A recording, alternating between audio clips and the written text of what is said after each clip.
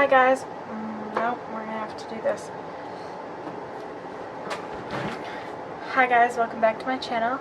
If you're new here, hi, hello, please subscribe down below, give this video a like, and today we're going to be doing a parenting video because I haven't done a strictly parenting video in a minute. Now I'm gonna try and face down a little bit so you don't get that glare because I've written notes and I cannot see without my glasses.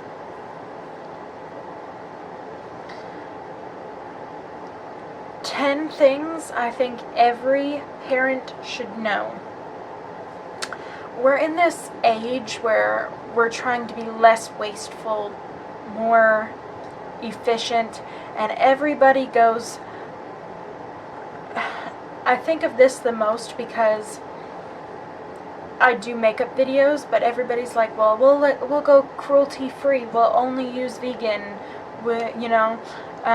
lots of people are becoming vegan, but when it comes to babies, all that goes out the window a lot of times, and we're buying brand new clothes, toys, all brand new because it's our precious little baby and we want them to have the best and we want them to have the newest. But number 10 for me is it's always better to get used. First of all, unless it's going to be like a bed that can, like my daughter, her crib converted to a toddler bed and then into a full-size bed. So she is 2 and still using her crib and can continue to use her crib until she's in high school if she so chooses, because of the headboard is actually part of her crib. So in that case, buying used or buying new was actually a good thing. But like a bouncy toy or a play mat or any of that stuff, it's better to get it used because your child is only going to be in it for so long before they outgrow it. And then what happens after that?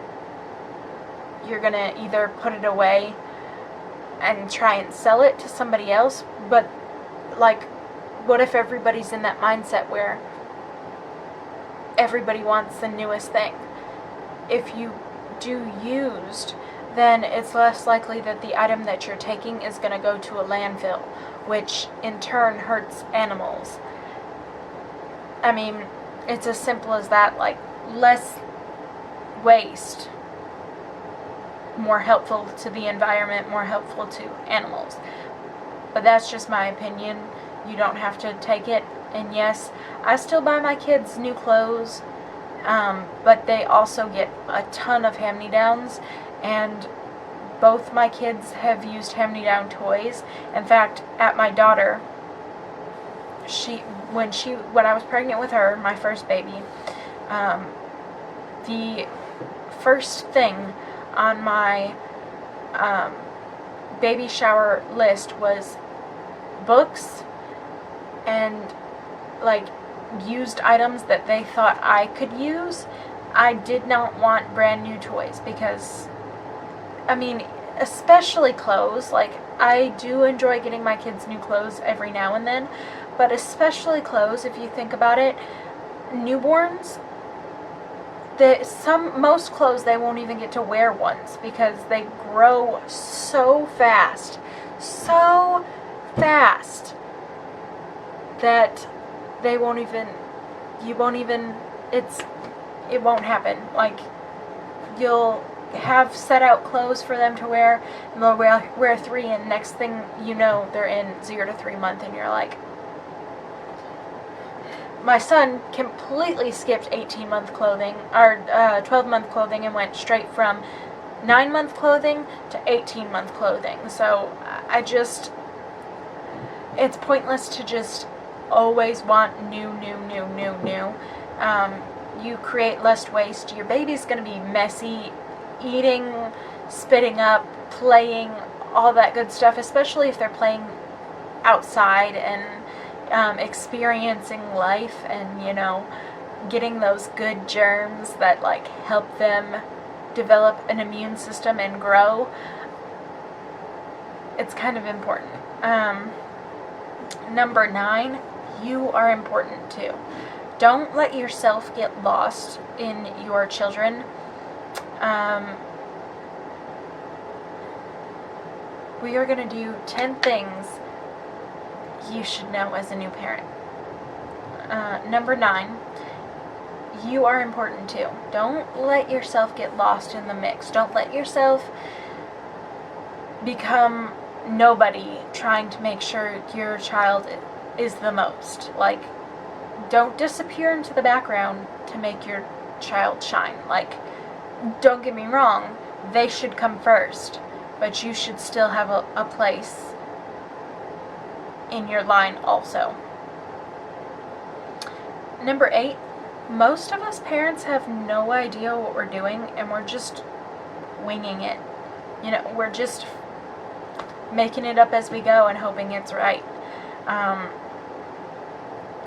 You know, we have ideas and little things that we've picked up along the way that help us, but that doesn't necessarily mean it will work for you. In the end, every poopy diaper, every screaming night, every blowout, every late night in the ER, any of that is all worth it. In the end, you will appreciate every single one of those moments, even if at that very second you're dreading it, or you're hating it, or you're thinking back like, why did I think this was a good idea? In the end, you will be forever ever grateful for every single one of those moments.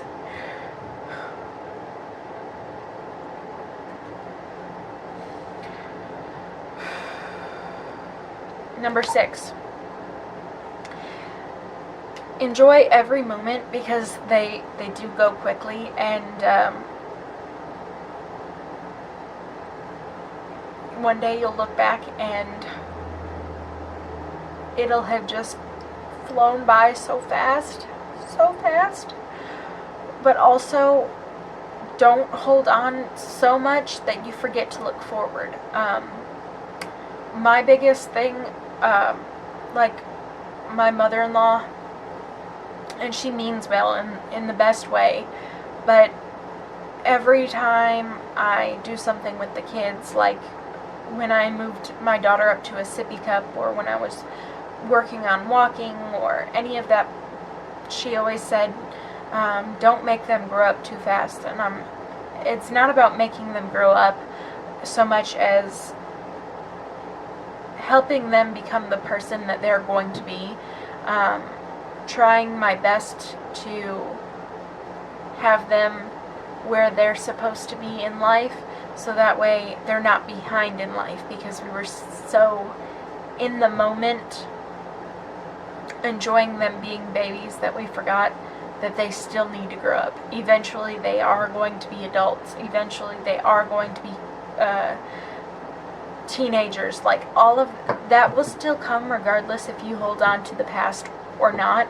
So enjoy every moment while you're in it, but don't forget that there's going to be a future. Like, you do need to look into that and be like, oh, well, you know, you should be sitting up right now, we need to work on that.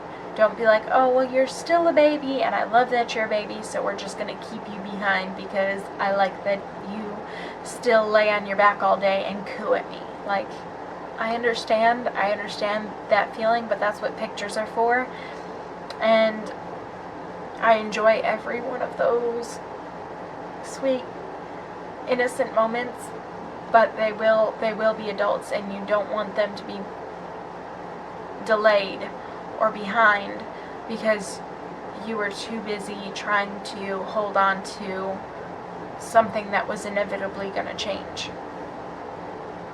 Things happen. I actually wrote shit happens, but things happen. So, you know, kids are going to get bruises, they're going to get bumps, they're going to fall, they're going to scrape their knee, they're going to bump their head, and it's scary. My daughter, the first, like, real thing that happened to her, she ripped her lip tie right here. It's that little thing, that little flap that holds your lip down to your gums. And we didn't even know she had one for the longest time. But then when we did, we realized that's why she couldn't breastfeed. And when she started walking, she would fall everywhere. And it always seemed like her face got the blow first, and that lip would come up, and as soon as that lip came up, it ripped away from her gums, and she would rip her lip tie clean off. Like, she would just be gushing blood, and it always scared the light out of me. I would freak out. She'd have blood all over my shirt, and I'd just be like, oh my gosh. Eventually I got used to it, but it's still so scary. Actually, the reason she was born, we were at my stepdad's shop, and my niece was in her car seat. We had just gotten back from running errands, and she was in her car seat, and apparently at some point she had gotten taken out for a second and then placed back into her car seat, and the little latch, she's only 6 months older than my daughter, so she was still in an infant car seat, and that little handle had been moved back when she had gotten taken out. And then they had put her back in and did not buckle her in, and they had pulled the handle forward but not enough to click, and I had picked up the car seat to go lay her down for a nap because I was helping my sister out. And when I picked up the car seat, because the handle was not snapped into place, I might have even done that. I might have moved it up and thought I heard a click and didn't, and picked up the car seat, and she slid right out, hitting her head on the concrete. And we rushed to the hospital. I was freaking out so bad that my blood pressure was through the roof. I had to go to my doctor's appointment, like, same day, so I'm in the doctor's appointment, and this had been the second time that my blood pressure had been through the roof. The first time was because my brother is in the Marines, and he was leaving. He was being deported, or whatever you want to call it. He was leaving, and I wasn't going to get to say goodbye. So, I have, like, only while I'm pregnant, but while I'm pregnant, I have stress-induced high blood pressure. And CPS came, and they were going to take my nieces away from my sister, and I was freaking out. And because I had high blood pressure so many times, even though, you know, we knew it was from stress, the doctor decided to take my daughter, birth her, because high blood pressure can be from preeclampsia, and that can lead to way more serious problems than just high blood pressure. To one parent or one person, everything you do as a parent will seem like the absolute perfect choice, and then to another person it will be the absolute worst thing you've ever done. Everybody parents differently, so don't take anything too hard or too seriously, because everybody's going to have different opinions, and just because one person thinks what you're doing is wrong or awful or whatever doesn't mean that everybody thinks that. So try not to take everything so seriously. Don't listen to everybody's opinions, because your child is going to be the only one that matters in the end, whether they thought you did a good job as a parent or not. 3, sometimes you will want to scream at the top of your lungs. You will want to just hide in a corner and cry. It happens, you know, it gets overwhelming. Excuse me. It gets overwhelming, especially when you have more than one kid. But in the end, like I said, it's all worth it. don't go on mommy groups. That's number 2. Don't go on mommy groups or search the internet, because the judgment will be out of this world. That is the one place you will find everybody is the perfect parent, and everything you do is wrong, and the only person that knows the right way to do it is them. So don't. You will hear the scariest stories, and you will hear the worst things ever, and most of it's not true. Every baby is different. That is number 1, because it is so true. And I absolutely hate when people tell you, oh, well, my baby did this. Yes, but your baby is not my baby. When I was trying to breastfeed my daughter, like I said, she had a lip tie, and I could not get it. I could not get her to eat the way I wanted her to, and she was losing weight, and she was looking sick, and I was freaking out, and all I heard from other breastfeeding moms was, it's very unlikely that there's something wrong with your child, or it's very unlikely that you won't be able to breastfeed. You're just not trying hard enough. You're not putting in that effort. And I was so ashamed for the longest time. I was pumping and feeding her from a bottle, and still trying to breastfeed for so long and wasting so much milk. If I had just pumped and bottle fed her from the beginning, or even just formula. There's absolutely nothing wrong with formula. We would have had a much easier time. She would have been a much happier baby. Not that she was ever not a happy baby. She was literally incredible. Like, for a first-time baby, we got so lucky. Actually, for a second-time baby, we got incredibly lucky, because my son, he did have stomach problems. He was able to breastfeed, but he had stomach problems, which my daughter never had. And he breastfed like a champ from the very beginning. But when he tried to digest it, he would have serious stomach cramps, and we tried changing my diet, gripe water, gas drops, everything. Nothing worked, and I was staying awake till like 4 o'clock in the morning with him in the car, trying to calm him down, so my husband and my daughter could sleep. And at about a month and a half, maybe 2 months, I picked up a bottle of probiotics for babies. They're like a little bottle about this big. They're about $30. Oh my gosh. The price is, yeah, it hurts a little bit. But, his mood just completely changed. He was a completely different baby. And, it just goes to show you, every single baby is different. As soon as we got him on probiotics, he was the happiest baby on earth. And my daughter never had those issues. She was underweight. She was in the 3%. She just was malnourished almost from me trying to breastfeed so hard, listening to what other people had to say about, it's very unlikely that she can't breastfeed. Just keep trying. Try different positions, blah, blah, blah, blah.